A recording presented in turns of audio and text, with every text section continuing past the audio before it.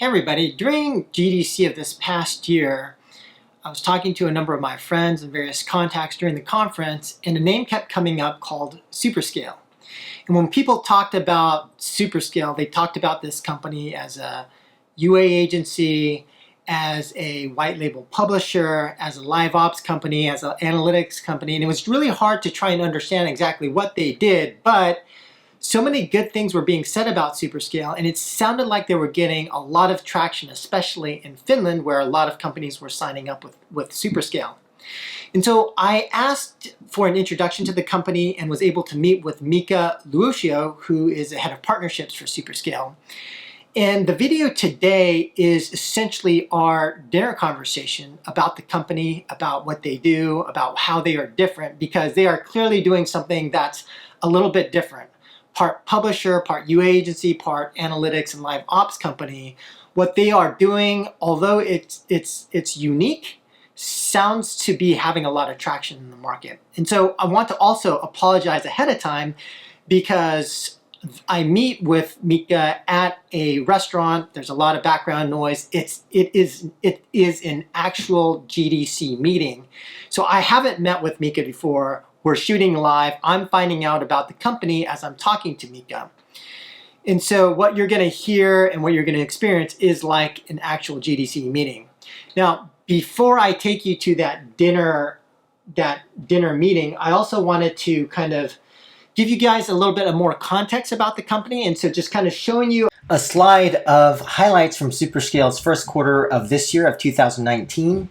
Including successfully scaling up Transit King by Bond Games, a deeper partnership with Fingersoft, and with Fingersoft, that means not only doing UA and live ops, but also managing the analytics infrastructure for Hill Climb Racing 2. In addition, helping with the soft launch of Battle Legion by Traplight. And for those of you who are not familiar with Traplight or their game Battle Legion, it's actually a really fantastic game, so check that out. In addition, the global launch of Rumble Stars Soccer with FrogMind, and I have heard from Mika that, in fact, Rumble Stars has been one of their best launches so far, hitting top 10 in Japan free games and did over 5 million downloads in the first 3 weeks. In addition to that, many of you may already be familiar with the global launch of Idle Coffee Corp, which also did hit #1 top free in many of the app stores. But anyway, just wanted to provide that context before I take you to the dinner meeting. And again, apologies for the sound, but please bear with me. I think the content and the approach that SuperScale takes is very innovative, very unique. And just to be clear, they themselves describe themselves as a growth acceleration partner. But you'll see exactly what they do when I take you to the dinner meeting, which we'll do right now.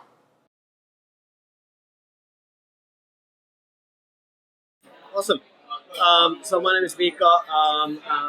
Like I mentioned, I work at SuperScale as the head of partnerships. I'm from Finland. Worked in the industry for 13 years. Right now, managing the partnerships that most of our partnerships being from Finland, which is helping developers and also publishers grow their games and products, essentially. Yeah. So what is this new kind of publishing business that you have started? How's it different? So what I would say, like the term publishing, we're actually looking to really disrupt the publishing models. Okay. And what it means by disrupting publishing means effectively the traditional approaches where companies come in and effectively make a publishing deal with a developer over their game, and they get it in their account, and then they do like a 50-50 split or something like that.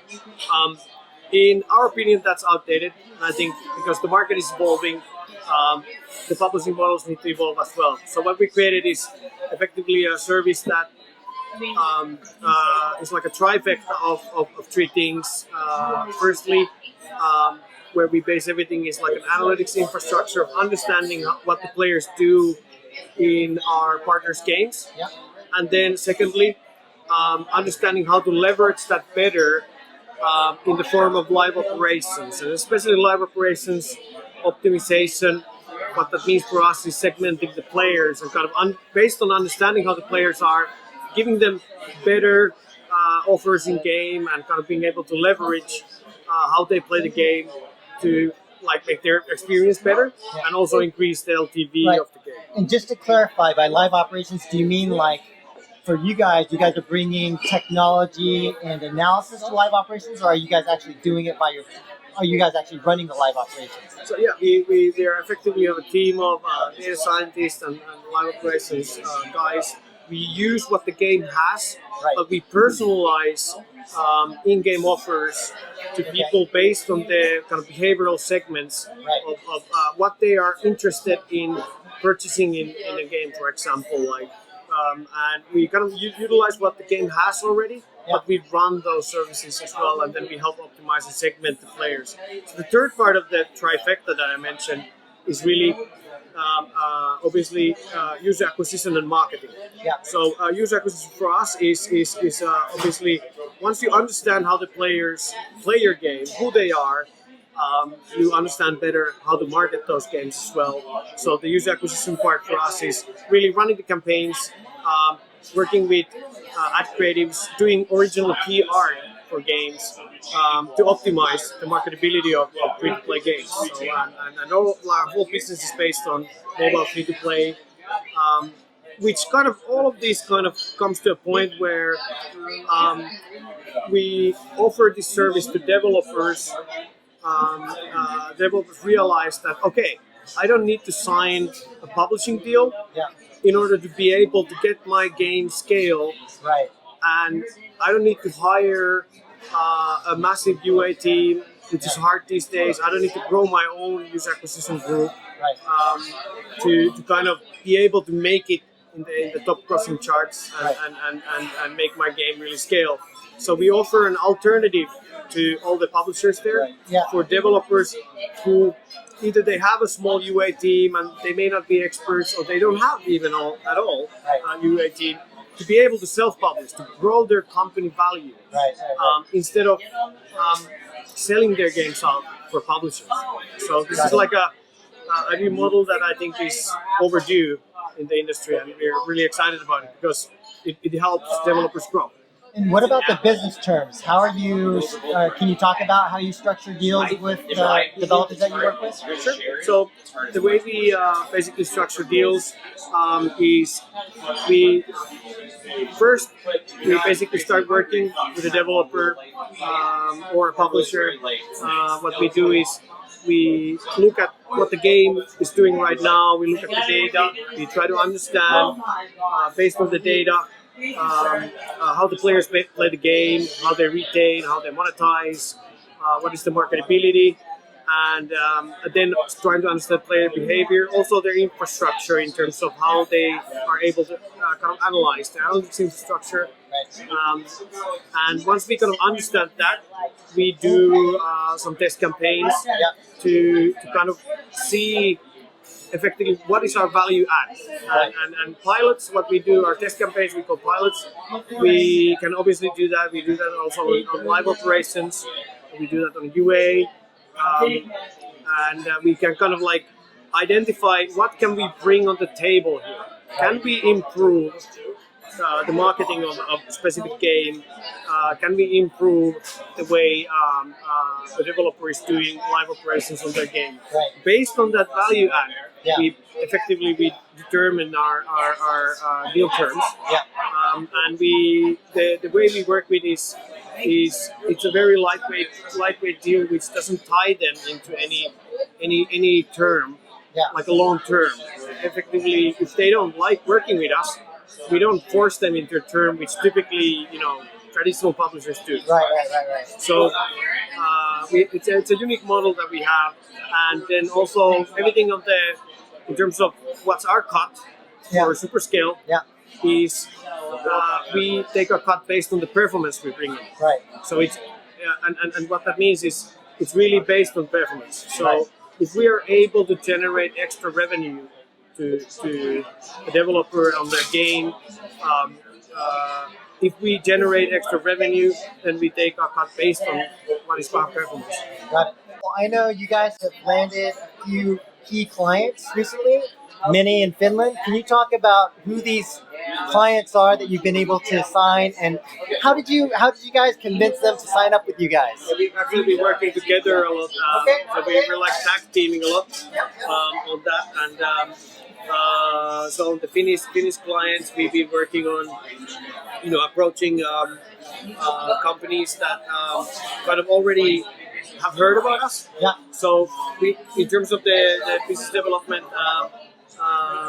Mihal does is more outside of Finland right now, because in Finland the ecosystem is quite interesting, where everything works on a referral basis. Right. So companies call each other based on the performance and the work that a company has done to them. So we've been lucky enough to have great partners with partners like Fingersoft. We've been able to show that we can add value, and that has kind of it led into a situation where people contact us in Finland. But this is like just the Finnish case. So all the deals in Finland all the partnerships that we signed are really usually based on referral basis from other developers. What we're interested in is long-term partnerships. We're not interested in fast profits. We're interested in growing together with our partners, growing the partnership. What I mean by that is we're not necessarily looking for the games that are, most profitable in terms of UA right now or something, but that have the growth opportunity. So it's really like an investment from our side in terms of the opportunity cost is investing our time and effort to work with a team, to believe what they're building. In some cases, we work with games that are live globally and they're performing really well already. So then it's a question of what are the kind of areas where we can help them do more or better, or even offload certain things from them that they would like to have. And Diego, like in terms of games or game design, what are some of the key things that you look for when you're trying to determine if a game is really good or not? So, well, we're very data driven and we look at the game from many different angles. Normally we look at all the KPIs from the PM side, we look at all the user acquisition data, we look at all the angles in game design, as always in publishing games, when the level of uncertainty is especially high. So when there is a game where we don't have the exact KPIs, we don't know if this game will click or not, when we need to deconstruct a specific genre or some kind of games, or when we need some kind of special assessment, we bring some game design support just to make sure we are getting into the right markets, into the right games, and we land the deals that we need to land. So how did the company just start? Like, did you know these guys before? Were you like, how did you get started? Who came up with the original idea, and then how did you get the company initially funded? Okay, so unfortunately our CEO Ivan Transik isn't here. He really wanted to be, but he couldn't change his flight. Actually, he was considering to change his flight for this. Meet you guys and talk to you. But on his behalf, what I can say is the company started originally around 2014. They were called Cellens back then. So SuperScale is a kind of a rebranding of the company that was previously known as Cellens. They started in really analytics infrastructure. So this was like the primary starting point. So the company culture is still very much on analytics side. Even we focus on marketing. Right. Are kind of what I think there's like three different types of marketing companies out there. Yeah. There's companies that are doing marketing based on pure profitability, and they're kind of like bidding money on profitability in terms of investment. Yep. Then the second type, what I think is kind of more traditional marketing, that are more traditional approach. It's like all about communication. So their company culture comes from how do we communicate, your product to the consumer. Yep. And it's more like a traditional, and then there's like mixes of those two. And then I think the part that I see the least in the current landscape in terms of companies like us is the kind of marketing companies that come from the data-driven background. Right. So this is where Selen started. The company gained a lot of ground. Started initially, we were cooperating with Fingersoft in helping them globally launch newcomers too, by helping them with analytics and stuff. That this was kind of the origins, and it's still what we call, together with Ivan, we use the term the great enabler. Yep. And the analytics infrastructure we work with is kind of it's something that we use everything that the developer already has or the publisher has, Yeah.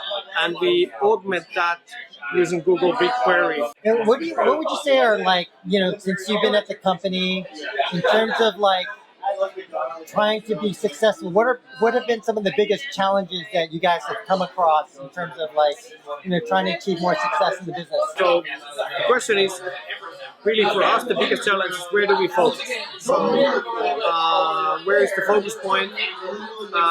What are the partners that kind of at a certain time need the most attention from our team? And also the fact is that in terms of the team that we have, which is 55 people, in most of the team is located in Bratislava, Slovakia.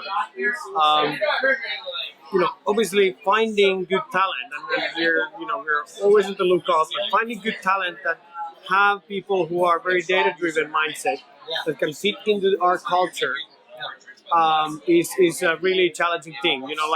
So growing is easy, but finding the right guys with the right mindset is hard. So we have 55 people now, but we definitely need to grow because we have a lot of demand. We are oversubscribed. The way we prioritize is existing partnerships are always key, because for us execution is the fact that it's the original reason why Ivan and his team gained a lot of good reputation in Finland was execution. So it will always remain our primary focus to execute on existing partners rather than jumping on every single game that we get over a developer reaching out to us or we meet. And then you mentioned you have 55 employees, and are they scattered remotely in terms of like the geography? Could you talk about like, of that 55 people, what are the types of people you have, and where are they located? So we have a pretty widespread organization right now. Most of the team is in Bratislava. So out of most of the 55 are based in Bratislava, Slovakia. Personally, I'm based in Berlin. We are growing a small team there for kind of like trying to find the veterans of the industry. And we're actually hiring right now. So a little like insert here is like, if you're in Berlin looking for a job in any of these services, we are interested. Like we're obviously Berlin is a place where there's a lot of marketing talent. Right. So we're looking at expanding there as well. So now it's 2 people in Berlin. Yep. We have a representative in Finland, Helsinki. And then we also have a few people in Poland, and Ivan, our CEO, lives in London, which is Wow. Okay, so CEO's in London, you're in Berlin, got a bunch of people in Slovakia. Michael is in Poland. Diego is in Spain. How do you guys manage all the communication and like sort of the remote nature of where everybody's distributed? That's a good question, and I think what I've realized in the last years is geez, especially the services we do. Is most of the communication happens through Slack these days for a lot of companies. Especially working with our partners is always remote. So our work is since we are not developing anything, we are servicing an existing product. It enables us to kind of like work pretty easily in terms of remote work, because we are anyways communicating with remote partners that are based in Finland or other places in the world. So it kind of the nature of our work anyway is not an on-site work. We're not in the same office with the developers and so forth. But the main thing that we do is we do meet our partners on a monthly basis because we think that FaceTime is absolutely the most valuable thing you can do to understand what are their challenges, what are our partners' challenges, how we can help them open up the business bottlenecks, basically. So, final question for you is like, what do you see as like the changes in the market? Like, if you are like, what kind of emerging trends, and how do you think the publishing market emerges and changes in the future? Yeah. So I think my opinion about the industry is the following: is I think there will be more power to the developers, and this is the fact that the industry is so getting more widespread. It is more possible to make a game that works, and that becomes a profitable business with even a very small team. And one of the great things that I've seen over the years is like when you enable developers grow their own business and help them self-publish. I think for me the biggest strength and kind of like feeling is that self-publishing is really the way to go. And I've worked with several publishers before in my earlier career. I worked with EA, Flare Games, Rovio, great guys, awesome dudes. But my feeling is power to the developer, and I think self-publishing is the way to go. I feel that this is the only way for the industry to truly achieve a point where we were enabling growth for new startups, we're enabling innovation, and instead of consolidating it into a few big publishers out there, and they're kind of calling all the shots. The diversity of the development scene globally, I think the more diverse, the better. And I think free market, which is App Store, Google Play, I think that's the way to go. And I think we should embrace it, and I think we need to support it. And I feel like we're helping that. And I feel much better than I felt in years, because I feel like I'm helping developers get that and helping the industry to get the kind of like helping individuals, boom in their their ideas and innovation that they want to bring out there. So this is like, I feel there needs to be more of that instead of consolidating things to singular companies and letting them dictate how things are, because it'll be less exciting, to be honest. I think if you have one company deciding over 10 different games rather than 10 different developers freely innovating and being able to grow their products. I think it's kind of a diversity question in the industry, and I feel that we're serving the purpose there, which is cool. So there you have it, guys. Thank you for joining, hanging out to dinner with us, with Mika, Michael, and Diego from SuperScale. Thank you very much. Thank you so much.